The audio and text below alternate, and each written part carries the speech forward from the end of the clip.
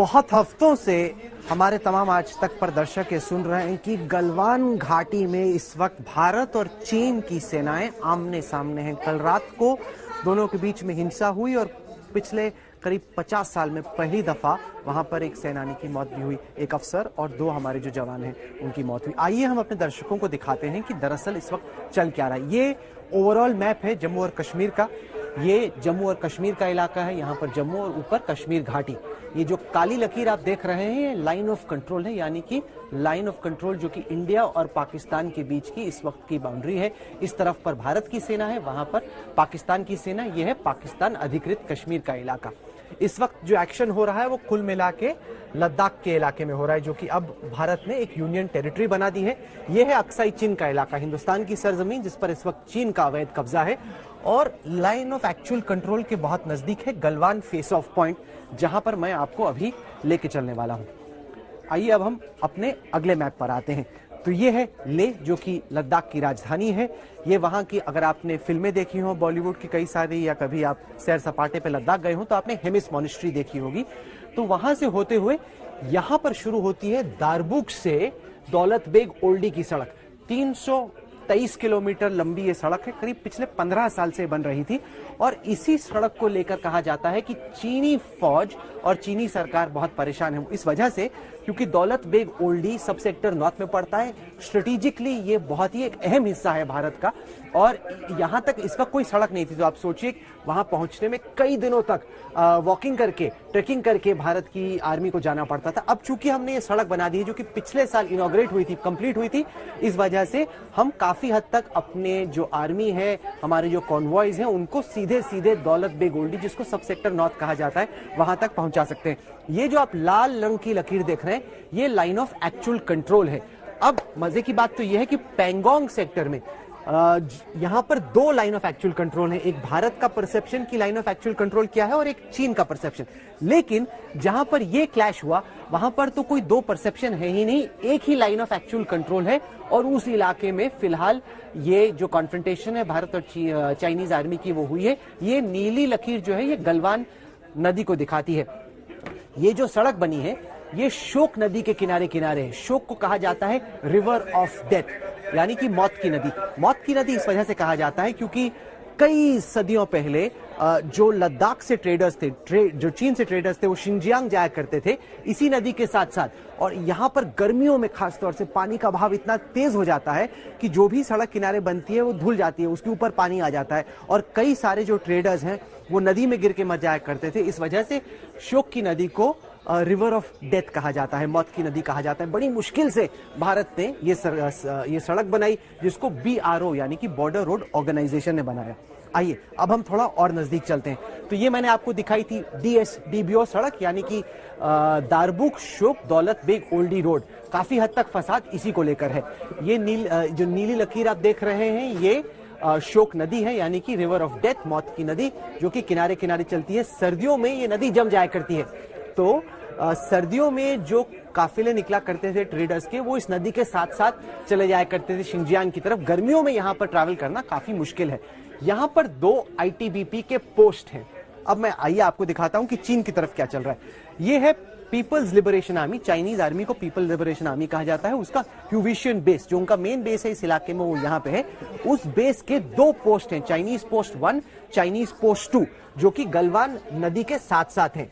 2016 में चीन ने लगभग इस इलाके तक एक सड़क बना ली थी, जो कि सैटेलाइट पे नजर आ रही है। ये पक्की सड़क है, यानी कि तार बिछी हुई है। उसके आगे कच्चा रास्ता जाता है। तो अप्रैल के एंड में और मई के शुरुआत में क्या हुआ कि इस चाइनीज पोस्ट 1 और चाइनीज पोस्ट 2 से गलवान नदी के साथ साथ जो चाइनीज आर्मी का दस्ता है वो इस कच्चे रास्ते के चलते चलते चलते यहां पर आ गया। इसको कहते हैं PP14, यानी पेट्रोलिंग पॉइंट 14, जो कि बहुत हद तक गलवान और शोक नदी का जो संगम है, जो पॉइंट ऑफ कॉन्फ्लुएंस है, उसके नजदीक है। अमूमन भारत की जो सेना है वो यहाँ पे है, नदी के इस किनारे। यहाँ से हमारे दस्ते निकलते हैं और ये जो रिज लाइन्स हैं, पहाड़ों को रिज लाइन कहा जाता है, वहां पे जाके गश्त देते हैं, क्योंकि ये है लाइन ऑफ एक्चुअल कंट्रोल। तो हमारे जो सैनिक हैं वो निकलते हैं, यहाँ तक आके गश्त करते हैं, यहाँ पे आके यहाँ पे गश्त करते हैं। लेकिन अब क्या हुआ है कि चाइनीज इस नदी के किनारे किनारे आके यहाँ पे डेरा जमा के बस गए।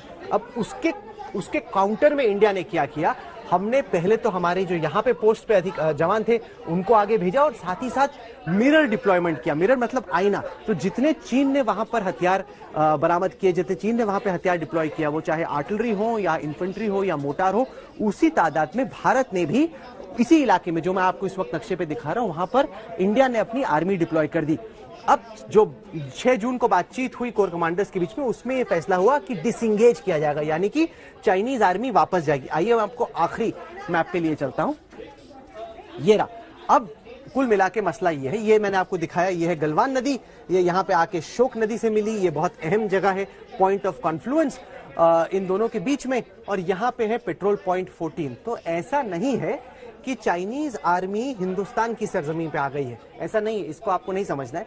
लेकिन जो बॉर्डर का इलाका है वहां पर उसने बहुत बड़ी तादाद में अपने हथियार, अपनी सेना को इकट्ठा कर दिया है, जमा कर दिया। उससे हमें परेशानी क्यों है? परेशानी इस वजह से है कि हमारे जो ये सड़क है, आपको अगर याद होगा हम लोगों की करगिल की जो रिपोर्टिंग हुआ करती थी, उस पे करगिल और द्रास के शहर के ऊपर जो नेशनल हाईवे था, उसके ठीक ऊपर चोटी पर चीन ने अपनी आर्टिलरी बिछा रखी थी। उससे क्या होता है कि जैसे ही भारत का कोई कॉन्वॉय या काफिला सेना का निकलता था, या वो पत्रकारों का हो या आर्मी का हो, तो पाकिस्तानी आर्मी उस पर टारगेट किया करती थी, क्योंकि आपको आती हुई दिखती है गाड़ी तो उस पर आप हमला कर सकते हैं। इसी तरीके से अगर ये जो हमारी DSDBO रोड है, इस पर चाइनीज आर्मी हमला करने लग जाए, क्योंकि अगर आप पहाड़ पे बैठे हैं, फौज में समझिए, अगर आप पहाड़ पे बैठे हैं तो आप मजबूत हैं, अगर आप नीचे बैठे हैं तो आपको खतरा है, क्योंकि ऊपर से आप पर गोली आ सकती है, गोला आ सकता है, ये प्रॉब्लम है।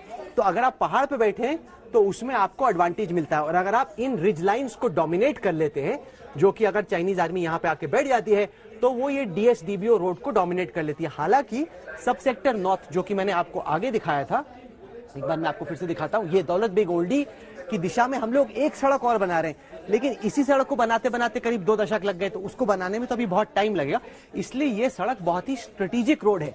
कुल मिला के 61 स्ट्रेटेजिक रोड्स को इस वक्त हिंदुस्तान बना रहा है BRO के जरिए, और करीब 11,000 जो श्रमिक हैं उनको झारखंड से स्पेशल ट्रेन में लद्दाख सेक्टर की तरफ, उत्तराखंड सेक्टर की तरफ भेजा गया है। चाइना ने क्या किया कि पिछले करीब 2 दशक में बॉर्डर रोड्स को बहुत डेवलप किया, एडवांस किया। जैसे मैंने आपको दिखाया, ये आप सड़क देखिए, ये चाइनीज ने 2016 में ही कंप्लीट कर ली थी, तो उनकी ये पक्की रोड है। अब उनको तकलीफ क्या है कि जब हिंदुस्तान ये सड़क बनाता है तो कह रहे हैं कि सड़क क्यों बनाओगे आप, जबकि हिंदुस्तान कहता है अरे भाई ये तो हमारी जमीन है, आप अपनी तरफ क्या करते हो वो आपकी प्रॉब्लम, हम अपनी तरफ क्या करते हैं वो हमारी मर्जी।